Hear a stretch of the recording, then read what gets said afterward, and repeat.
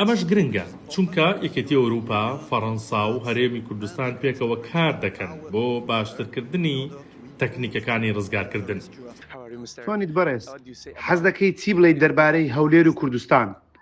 سیرکە من زۆر حەزم لێرەیە و شانازی دەکەم نوێنەری کۆماری فەڕەنسا بم لە هەرێمی کوردستان.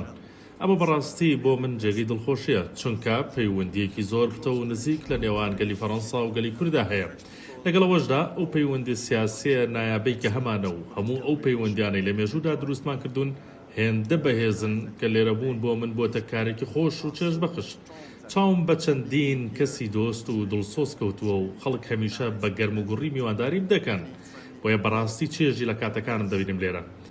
باشە ئەم پرۆژەیە مەبەستم گاندنی ئەم کۆنتەینەرەیە بەشێکە لە پرۆژەیەکی گەورەتر بۆ پشتگیریکردنی بەرگری شارستانی. با سەرەتا تەنیا باسی ئەم کۆنتێنەرە بکەم. لە ڕواڵەتدا سادە دیارە بەڵام وان نییە.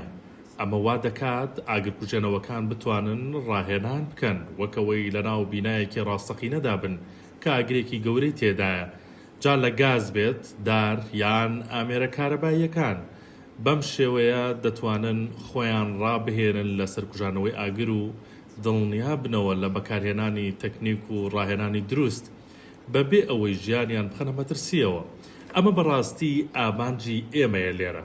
دەزانین کە ئاگرکەوتنەوە لە ناوچە شارستانیەکان و بیناکاندا کارەساتی گەورە دروست دەکات و ئێمە دەبانەوێت یارمەتی ئاگرکوژێنەرەوەکانی کوردستان بدەین بۆ ئەوەی ببنە خاوەنی نوێترین تەکنیکەکان و توانای ڕزگارکردنی خەڵکیان هەبێت لەو کارەساتانە.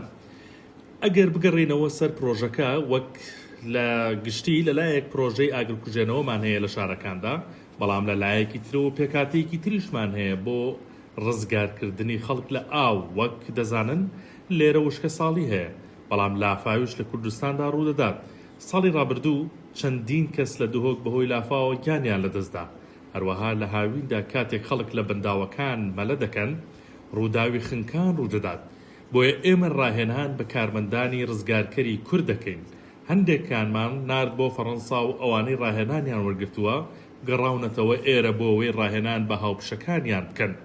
هەروەها چەندین ڕزگارکەری فەڕەنسیش هاتوون بۆ پشتیوانی ڕزگارکەرانی کورد و پێدانی نوێترین تەکنیکەکانی ڕزگارکردن لە ئاو ژمارەیە کە دەستەی پێویستیشمان بۆ ئەم کێشەیە دابین کردووە.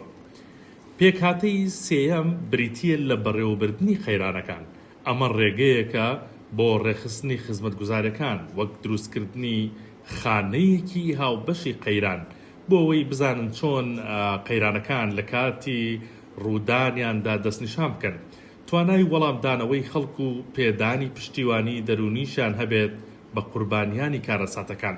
لەبەرەوە ئەم پرۆژەیە زۆر گەورەیە بە هاوکاری شارەزایی فەڕەنسا و دابینکردنی دارایی لەلایەنێکێتی ئەوروپاوە جێبەجێ دەکرێت. ئەمەش گرنگە چونکە یەکێتی ئەوروپا، فەڕەنسا و هەرێمی کوردستان پێکەوە کار دەکەن بۆ باشترکردنی تەکنیکەکانی ڕزگارکردن. بۆیە ئەمە کارێکی زۆر پراکتیکیە چونکە ڕزگارکردنی خەڵک لە ئاو یان ئاگردا یارمەتیدانە بۆ پاراستنی ژیانیان و ئەمەش گرنگترین شتە بۆمان.